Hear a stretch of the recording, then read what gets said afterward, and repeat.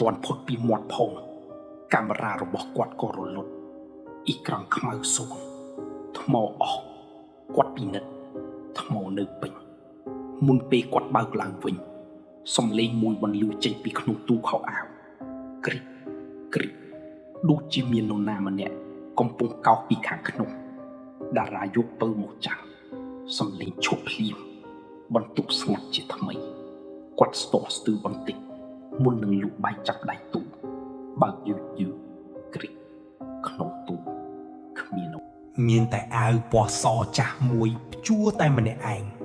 ខ្យល់ត្រជាក់បក់ចេញពីក្នុងទូទាំងដែលគ្មានរុនខ្យល់តារាបិទទូវិញហើយអង្គុយលើគ្រែគាត់ចាប់ផ្ដើមគិតថាប្រហែលជាខ្លួនឯងហត់ពេកភ្លាមនោះទូរស័ព្ទរបស់គាត់ញ័រអ៊ីក្រង់បង្ហាញសារលេខមិនស្គាល់កុំមើលទៅក្រោមគ្រែតារាចម្លែកចិត្តអ្នកណាផ្ញើគាត់មិនទាន់ឆ្លើយផងសារទី2លេចឡើងនាងដឹងថាអ្នកបានអានហើយតារាមានអារម្មណ៍ត្រជាក់សាច់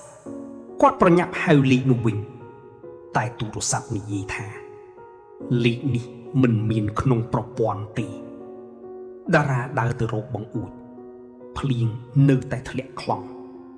គាត់សម្លឹងចុះទៅទីធ្លាសន្តាគារក្រោមភ្លៀងមានស្ត្រីម្នាក់ស្លៀករ៉ូបពណ៌សឈូមិនកម្រើកសក់ខ្មៅវែងបាំងមុខទាំងស្រុង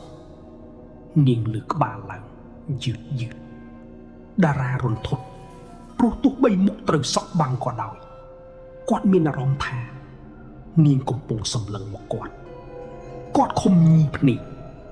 មួយប្រព្រឹត្តភ្នែកនេះបាត់